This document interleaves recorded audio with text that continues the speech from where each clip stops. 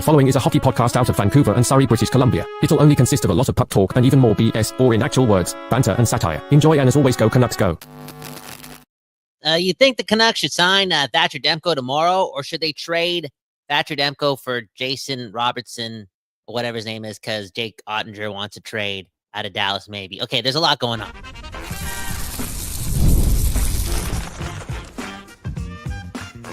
You're Locked On Canucks, your daily podcast on the Vancouver Canucks, part of the Locked On Podcast Network, your team every day. Hey, welcome to another episode of Locked On Canucks. My name is Trevor Beggs, co-host of Locked On Canucks, and also Canucks writer currently with Daily Hive Vancouver. Before we dive into the show, we got to thank you for tuning into Locked On Canucks, because it is your Canucks every damn day. And hey, we are in the month of June, baby, and that means Stanley Cup Finals are wrapping up. Draft is on the horizon. Free agency coming down the pipe. Oh, baby. Patrick Allvin, time to rub that head and get aggressive. Before we hop into the show, though, we got to shout out our friends over at FanDuel. Right now, new customers can get $200 in bonus bets if your first $5 bet wins. Speaking of rubbing some heads, I've got Kyle Bhawan here on the show with me today to talk about Thatcher Demko. And I think people are forgetting about just how good Thatcher Demko has been for this team throughout his time as a Vancouver Canuck. So when it comes down to Demko or Silovs, do the Canucks have another goaltending controversy? Should the Canucks trade Demko and make room for Silovs, who of course is having a stellar AHL playoffs? Or should they start to try to re-sign Thatcher Demko right now? Let's get into that. Let's touch on some news and notes from Abbotsford, the pride of BC right now, and touch maybe a little bit on regretting trading a guy last summer who's having an impact in the Stanley Cup Finals. All that coming up. But first, my brother, Kyle Bhawan. Man, you're getting bearded, buddy. Man, you growing your playoff beard for the Oilers or what?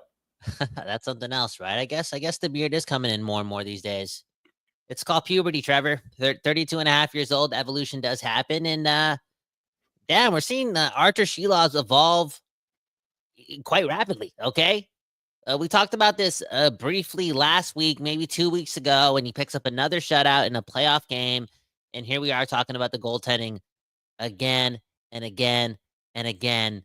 And here you are, Trevor, still doubling down on, Thatcher Demko is never going to get injured again. Don't worry. The Papalitis, Pepto-Bismol is 100% fine. And in no way, shape, or form should they move off of this guy. Because from what I'm hearing, they're going to make a decision this summer. It's either they bring him into next season or they trade him. Will they bring him into next season with a new contract, or they trade him this offseason? Because this team needs a lot of help, and maybe that guy still has some cachet. So what are you hearing? Okay, what are you hearing about Thatcher Demko and the Canucks and their plans this summer?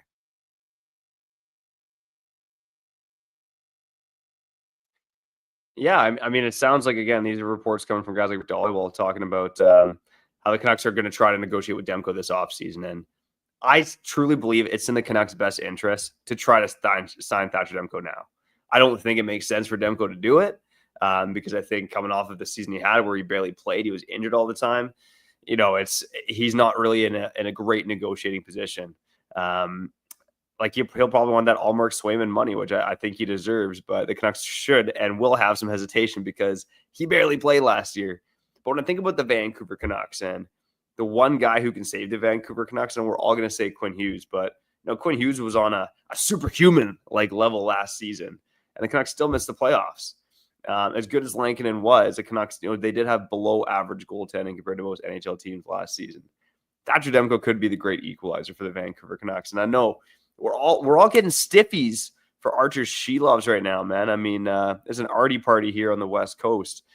But I do think fans are, again, forgetting about how good Thatcher Demko has been. And Kyle, you mentioned it. I'm just forgetting about the injuries, casually ignoring it. I don't even think it's really that. I like the upside of Thatcher Demko with this hockey team. And for how much next season matters, I do think it's in the Canucks' best interest to try to get this guy re-signed as soon as possible. I don't know, man. I'm hearing the only way that Demko signs an extension this year, based on the way Silovs is playing right now and him still being a prime candidate for, the goaltender of the future, is if they somehow move off of Lankinen. Dude, I'm hearing my intuition is telling me that they're not treating the Silovs resurgence in the clutch moments lightly, okay? They're not only viewing this as like, oh, it's an AHL thing, it's not a big deal. It's like, no, this is the big deal. And for a team that needs, again, a lot of help in and around their lineup, I think they will not hesitate to trade Demko or Lankinen if the offer helps them land a top 6 player. Like the package that they get can be then flipped ASAP for some more help. Because what do you want to do, Trevor? You want to sign Thatcher Demko to a deal and then have what? What would that be, like $11 to $12 million in goaltending going into next season? And next season being so important for so many reasons, right? Like try to be relevant again, trying to like forget about last season, trying to keep Quinn Hughes. Like, is that the best strategy? Now, again, I get it to the point where it's like, yo, if you have a Swayman and Olmark thing, $12 million for that type of goaltending is automatic playoffs. It's automatic playoffs. I don't know if it's automatic winning a Stanley Cup. That only really happens if, I don't know, Demko plays like Bobrovsky, right?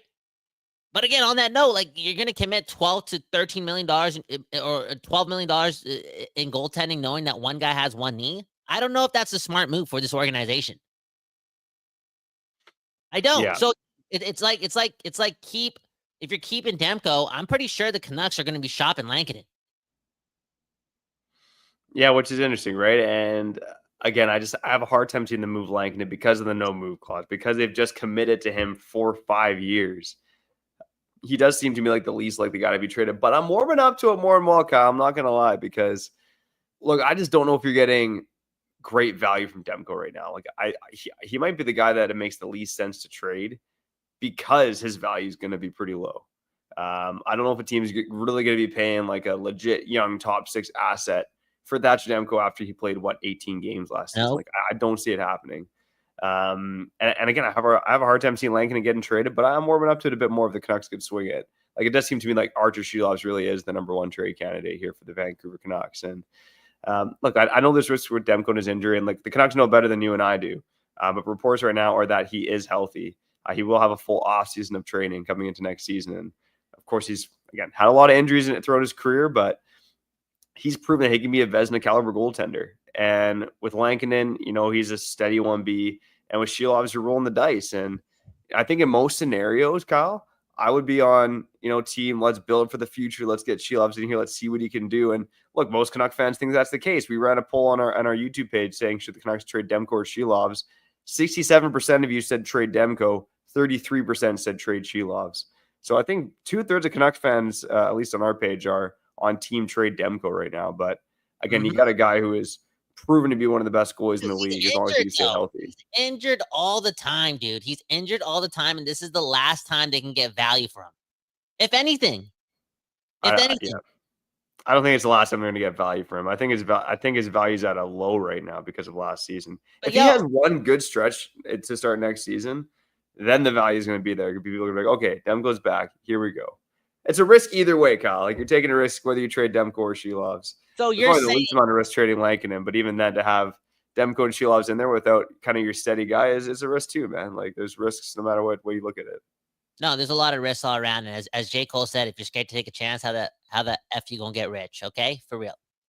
But there's just so many injuries. Like so many injuries. And I'm a Demko guy. I'm a Demko stan. I just love how he's so blue and green and so Vancouver. But I just know in my heart that this team,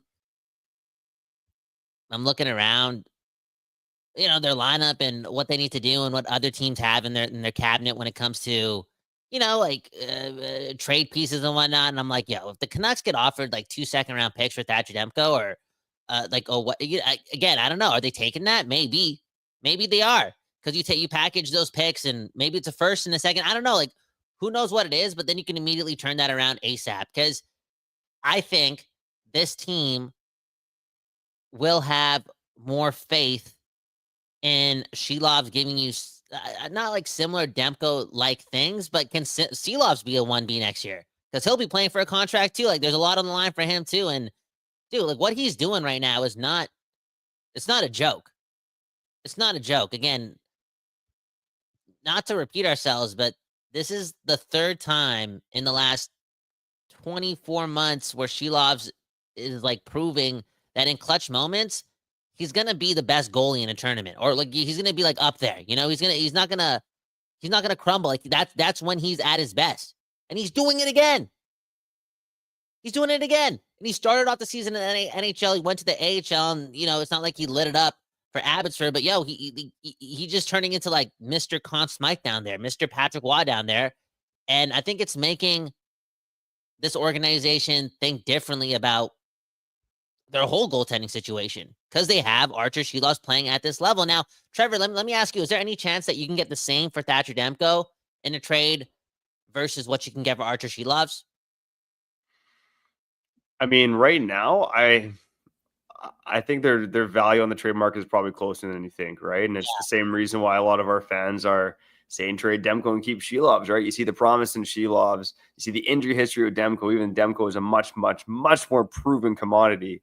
Again, I think teams are going to want to buy low on Demko, and the Canucks right now, if they traded Silovs, would be selling high. So I think the gap is closer than most fans think. Let's get in a bit more about Arturs Silovs on the other side. I mean, one of the things I want to talk to you about, Kyle, is, is this guy a star in the making, or is he just another dude, right? Because we'll go through a couple other AHL goaltenders who have lit it up in the Calder Cup playoffs on the other side. And again, if you're watching live or after the fact, let us know. Should the Canucks trade Demko or Arturs Silovs or even Kevin Lankinen? We'll be back on the other side here on Locked On Canucks. Oh, man. If you are betting on sports, right? Stanley Cup Finals, NBA Finals, right? It's the home stretch here, baby. But if you're placing bets on any of those, make sure you go place those bets on FanDuel. FanDuel makes it easy to stay in the game with player props, performance trends, and same-game parlays, baby. Fans have more ways than ever to play smart and win big. Now, man, oh man, I'm not going to lie. I know Kyle wants to call me an Oilers fan. That's definitely not the case. Ash Neal, I'm jealous of you, buddy. The Edmonton Oilers, I do feel like this is McDavid's time to win, right? I have a hard time seeing McDavid lose 2 finals in a row. Now, that being said, at FanDuel, they're also thinking the same thing. The Oilers are favorites in this series. And to me, that's probably a little premature because the Panthers on paper are the better team. The reason that you think Edmonton's going to win is the McDavid factor. But no, Panthers as the underdogs, man, it'd be hard to pass up placing that bet on FanDuel. So if you're new to FanDuel, it's the perfect time to sign up. Head to FanDuel.com and place your first $5 bet. If it wins, you'll get $200 in bonus bets. Make every moment more with FanDuel, official sports betting partner of the NBA. Boom, bam.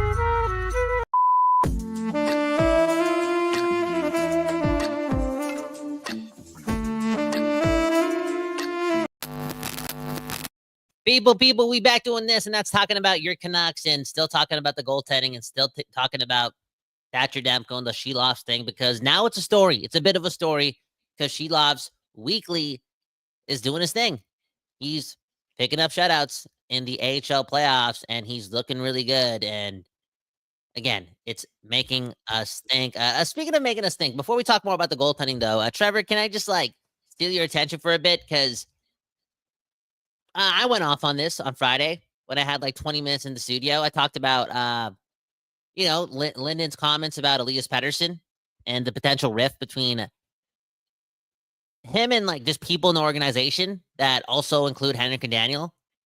And I feel as if I'm assuming, but the rift may be along the lines of him just not listening to the advice or the constructive criticism coming from all angles. But again, in particular, right here from the Henrik and Daniel. And I don't know if you heard that interview between Trevor Linden and Donnie Adali, but man, dude, that was something. A little dark, man. It's a little dark for as the days get warmer here to have some negativity like that. And look, I mean, I've said it again, and I try to put a positive spin on it, but the Canucks, I feel like they're screwed, right? If Pettersson doesn't bounce back, he's not listening to people, the Canucks are screwed, right? I mean, you traded Miller to keep this guy, and you got Quinn Hughes on the precipice of potentially leaving. I mean, look, none of it sounds good. None of it sounds good. And Canuck fans, I think this offseason, light up a reefer Sherwood and pray, man, because you better hope Elias Pettersson comes into camp taking life seriously. Because if he doesn't, I'll be taking things a little less seriously here in my life and on Locked On Canucks. Dude, yeah. I mean, I don't know who I'm more mad at, Elias or Trevor Linden, for just Trevor. Elias, for sure. You can't be mad at a guy named Trevor. Come on. Dude, but why does Trevor Linden have to tell us that? You know what I'm saying? Anyways, the Because he next doesn't like the Aquilinis. the next thing I want to get into before we talk more about the goaltending, and maybe this does connect, like Rick Dollyball mentioning how, the NHL Combine stuff is happening this month. Again, it's off-season mode right now. It's happened so quick. It's happened so quick. It feels like next year already. That's going to lead to a lot of trade talks, especially with the Canucks being so desperate to impress Quinn Hughes. And Rick Dollywall mentioning the name Mason Marchment, a winger, 1 year left on his deal. Dallas has to make moves because they probably want to keep guys like Duchesne and Granlund and maybe Jamie Benn and or whatever and whatnot. And Rick Dollywall also mentioned, Jason Robertson, former 100-point guy. I think he's like a back-to-back 80-point guy right now. He was a lot better 4 years ago and 3 years ago than he has been in the last two. All that being said, you think there's like any way something like that can happen? Because isn't that like a profile of player that if they can get him on the low, whatever that means, I mean, it's still going to cost so much to get him. Like, would you be interested in that? Yeah, I mean, for Jason Robertson in particular, like, it's the age-old question. Like, what are you giving up to get him, right? Like, Jason Robertson, like, I don't even know what the Canucks could offer. Like, and he's a left winger too, right? It's like, is there what's the point, or am I tripping there? Yeah, I wouldn't even say what's the point necessarily, because in the Canucks, they need more help on the wings, right? They need more help on offense. We all know that. But like, what are you giving up to get him, right? Is it 2 firsts, Connor Garland and like Jonathan Lecker-Mackey? Like, is that the package to get Jason Robertson? I mean, Dallas, maybe they'd be looking to get a couple firsts back after, dealing them away in the Rantanen trade. So, but yeah, I mean, they're a really fascinating team to watch the off season because they are in arguably a bigger cap crunch than any other team, right? They have the least amount of cap space heading into next off season, according to Puckpedia. But I mean, kind of like, I don't know, like, what do you think the Canucks gave up for Jason Robertson? Like, I know I kind of spit out 2 firsts, Lecker-Mackey and Garland. Ugh. I don't know if that's that far off. That's probably a little rich, but it's probably not far off of that. Yeah, it's too much for a team that didn't get any assets for Brock Besser a couple months ago. I think that's the best way to answer that question. For real. Like, too much to spend on a winger, right? That's the easy answer? Yeah.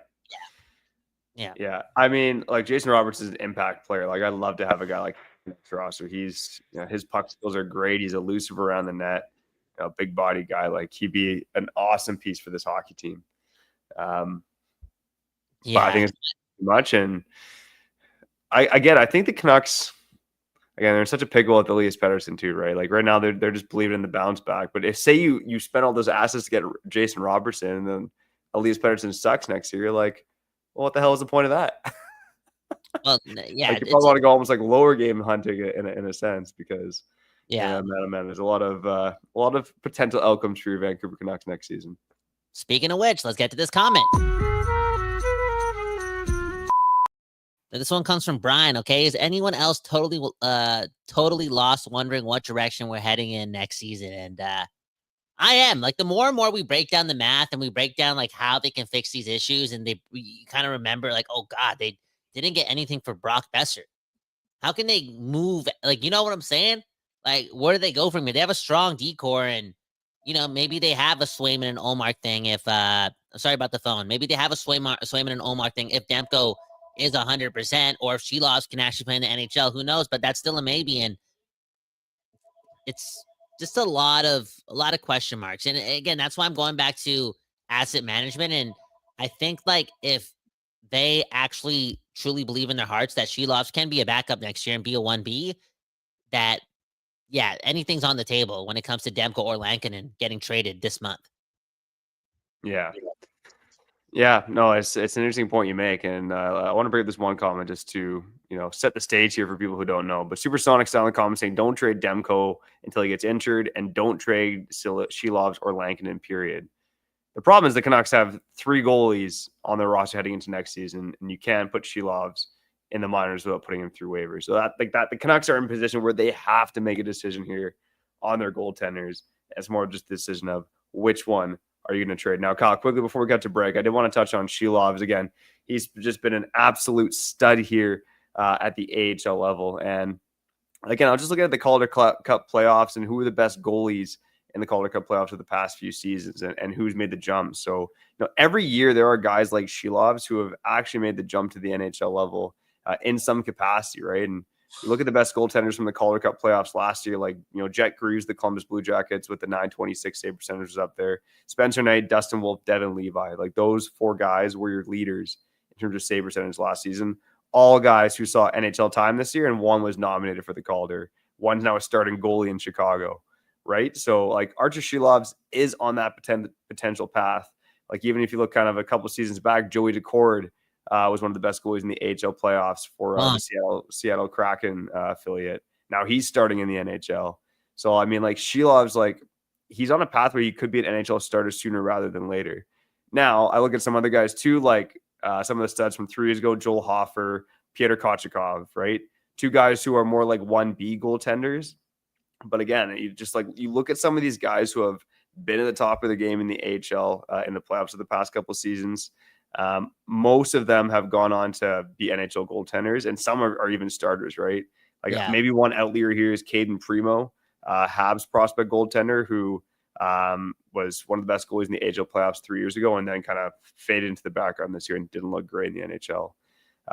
Maybe that's the worst case scenario for Silovs because we kind of saw that from him this season. But I guess my point is, like, if the Canucks are going to trade Silovs, which I've said that they should do, so I got to stick by it now, you got to get good value for him. Like, you got to be legitimately selling high on a guy like Silovs because he's a prime trade chip. And I do think this guy is going to be a full-time NHL goaltender in the very near future. Too. I'm convinced, again, last 24 months, he's been clutch in 3 tournament-like scenarios. That's not a fluke. This guy has some level of legitimacy. And again, if you missed our episode a couple weeks ago, it's hard for any rookie goaltender to, like, succeed when, his Ian Clark gets demoted and there's beef between, like, Miller and Pettersson in the locker room, and you don't even know when Demko's coming back or who's your backup is until, like, you find Lankinen at a garage sale a week before the season starts. Like, there was a lot of things going, no, I wouldn't say wrong for Silovs, but it was like, he's a rookie, Like, it was hard. It was going to be hard. And the Canucks environment last year,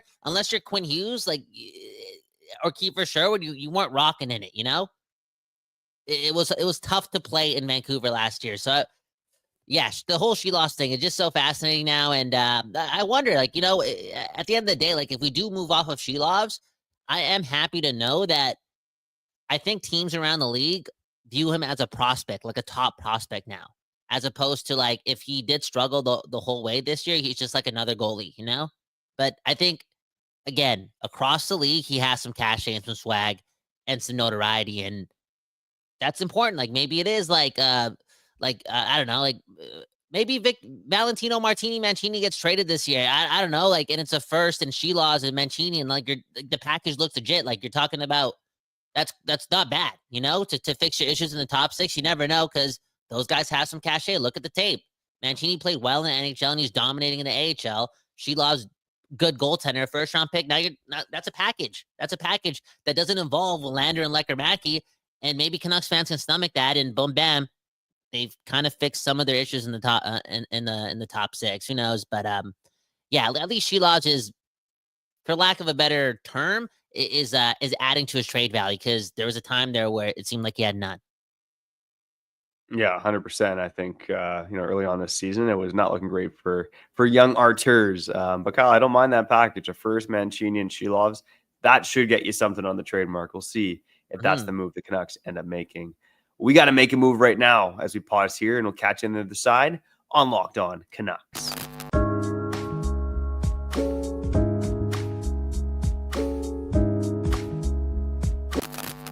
People, we back doing this, and that's talking about your Canucks. Do us all a favor, hit the like button right now. It really does help support the show. And, I've been dating a girl for 4 years. Trevor's married. He has kids. Do the math. I'm about to get, married in the next 5 to 7 years. I'll have kids soon. And you like this episode today, and it helps out the future of my family. And I know you want to support Findus all across the globe, a.k.a. the one, on your screen right now. Okay, so the Canucks. A lot of noise still, and June is here. I'm excited, Trevor. I'm like, again, June is here. We're not that far away from free agency. A trade is going to happen sometime this month. Something's going to change. Yeah, it's I'm not sure how much will change for the Vancouver Canucks, but something's going to change. We'll see how drastic the changes are, but we've seen this management team since they take over be pretty bold, and this is a time of year to make bold moves. So I'm excited to see what shakes out. Now, of course, as we've talked about, maybe the last year or so hasn't been as great for Alvin and Rutherford. And one trade at the time that we talked about last season was the trade of Vasily Podkolzin to the Edmonton Oilers for a 4th round pick. Kyle, now that we're almost 1 year past that trade, Podkolzin in the Stanley Cup Finals, do you think the Canucks regret trading Podkolzin to Edmonton?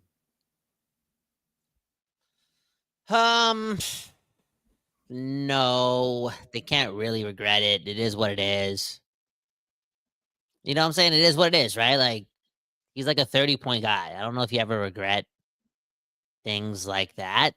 I mean, I think the only way they would regret it is them thinking that Danton Heinen was the player that pushed Podkolzin out of favor with the Canucks, right?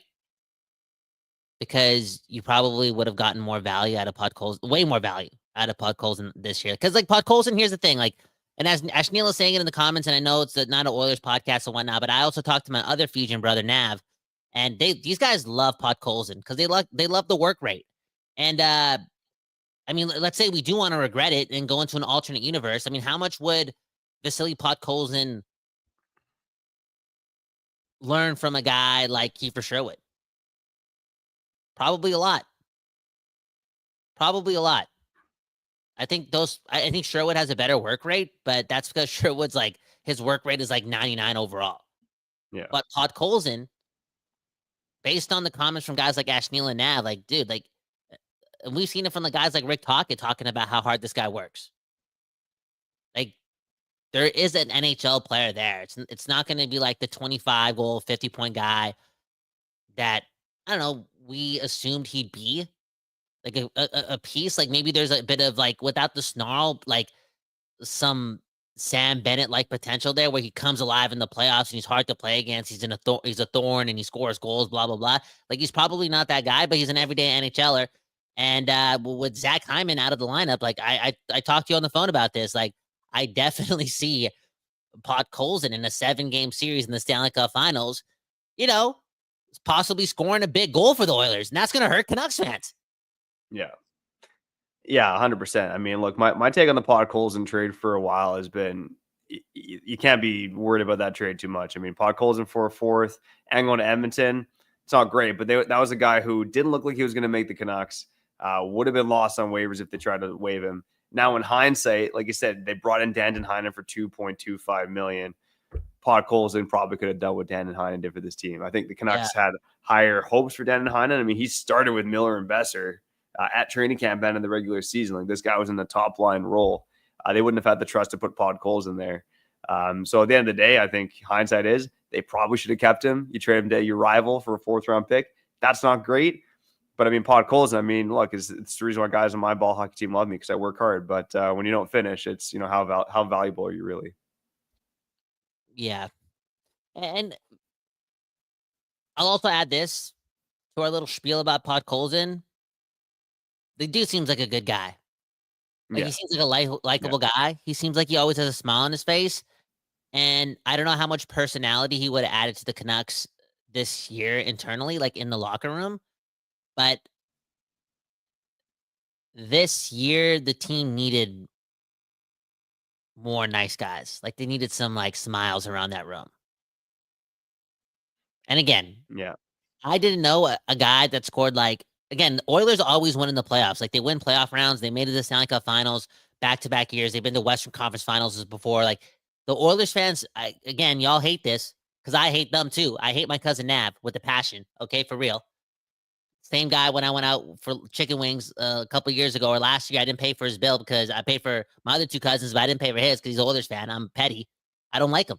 Where am I going with this? Oh, yeah, they've watched a lot of hockey, and they love a 10-goal guy like that, I don't think they're loving Vasily Podkolzin because like winning fixes everything and everyone looks good. I think they honestly just appreciate what this guy brings to their lineup, and it's a net positive.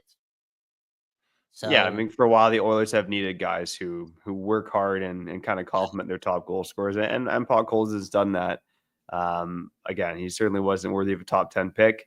I mean, the bigger regret is that they drafted Podkolzin over Matt Boldy or Korkosov, not the fact that they traded him to Edmonton for a fourth. So, yeah, Vasily Podkolzin, all the best to you in Edmonton, buddy. I hope Ashley Neal loves him. Speaking of Ashley Neal, wait, no, not Ashley Neal. Let's talk about other commenters as we wrap up here on Locked On Canucks. I just want to say, man, it's some dark times for the Vancouver Canucks right now, but I'm very appreciative of the listeners we have on Locked On Canucks. I'm appreciative of you, man. I mean, look, man, I've learned today that you're my brother because I figured out that I have your cell phone number, man. Who memorizes phone numbers anymore, especially of someone who's not like their wife or something? So I got a lot of love for you, buddy. And speaking of the love, Angel in the comments saying I have nice hair, man. And in a time like this, for you to say something like that, it's really nice. Yeah, good for you to bring up that comment when you know I'm balding. That's something else. You don't understand trauma and like how therapy works and how triggers lead to like sadness and stuff. And yeah, I don't know why you picked out that comment out of all the comments. Yeah. Okay, next comment. This one, okay, NGK saying we traded Podkolzin as soon as he had a baby. Yeah, Trevor, I didn't even think about that, man. They gave this guy a 2-year extension. He had a kid either right before the extension or like right after, and then they traded him a couple months later to the Oilers. Like that's how much they didn't care about you. Oh, maybe they're trying to do him a solid, just a cheaper way of life in Edmonton, right? Maybe they're trying to do him solid. And donairs, right? Like Edmonton has the best donairs, so like maybe like the protein could help the baby grow quicker. Yeah, man. I took my kid to a donair kebab place on the weekend, man. I mean, he only ate the rice and fries, but trying, man. Trying. That's not bad. That's not bad. Yo, shout out to Donair, one of the best foods in the world. Right up there with Indian pizza. Trevor, did you know that Punjabi people actually invented pizza, not the Italians? I mean, that's what Surrey taught me. I don't know if that's the truth or not, but just based on like what I've seen in Surrey, I see more like if pizza is really an Italian thing, how come I'm not seeing, when I'm driving around Surrey, I'm seeing a lot of. Have you tried Newton Pizza? Newton Pizza is better than any. Lots of times. Newton Pizza has better pizza than any Italian pizzeria I've been to. Which is a bit of a lie because I've been to a place called Fred's last week for my 4-year anniversary. That place was really good. Okay. Anyways. All right. Last comment. Okay. Dan Jardine, baby. Can we get Peterka with Silovs, Mancini, and a draft pick? I mean, honestly, I think that's in the ballpark for the Vancouver Canucks to get Peterka or a guy like Peterka. But I think it's got to be a situation where Buffalo would be willing to part with him, right? Like it'd have to be a first. Maybe I'm drunk off the optimism right now, but maybe it's more Marco Rossi than JJ Peterka. But I think it's in the ballpark. Maybe the Canucks got to add a little bit. But again, you talk about selling high on Silovs. Again, with Buffalo right now, they have a desperate need for right shot defensemen, right? They don't have a lot in their pipeline. Silovs is a bit like Devin Levi, except I think Silovs is better. Ooh, I like that. There you go. I like that, Trevor. Thank you. Because I think so too. I think he's up there. You should have that cachet. You should have that swagger. Like, you know how Levi has some like, oh, this got the top goalie prospect. It's time to call Silovs a top goalie prospect across the league. Yeah. It really is. It really is. And I don't know if Buffalo wants to add to their goaltending, and I don't know if like Silovs is appealing to them because like they got that. What's the guy named Utapakana? What's his name? The other goalie. Ukko-Pekka Luukkonen. Yeah, that guy. That they have that guy in net. They don't want goaltending, but and they got like I don't know. I think it might be maybe it'd be Lecker-Mackey in a first for Peterka. I don't know. That could work. Anyways, Samuel saying, guess how many pizzerias are in Surrey? And he said 47. Okay. Again, I'm just saying, man. Someone's rewriting history, and 100 years from now, we're going to be like, oh, where did pizza come from? And we're going to say India, not Italia. Okay, Or it's gonna be Surrey, BC, man. There you go. there you go. My name's Kyle Bhawan. That right there is Trevor Beggs. Again, please hit the like button, subscribe to the channel. Tell your friends that this is the place you want to listen to some Canucks commentary. Sometimes it's a conversation that, walks a fine line. Sometimes we hockey nerd out like we did today. But, we have fun all the time, and we appreciate you and you and you and you and you and you. Subscribe again, hit the like button. Beggsy. Just tell the people what you want to tell them. Okay, I think. Just want to say I love each and every one of you, and we'll be back tomorrow.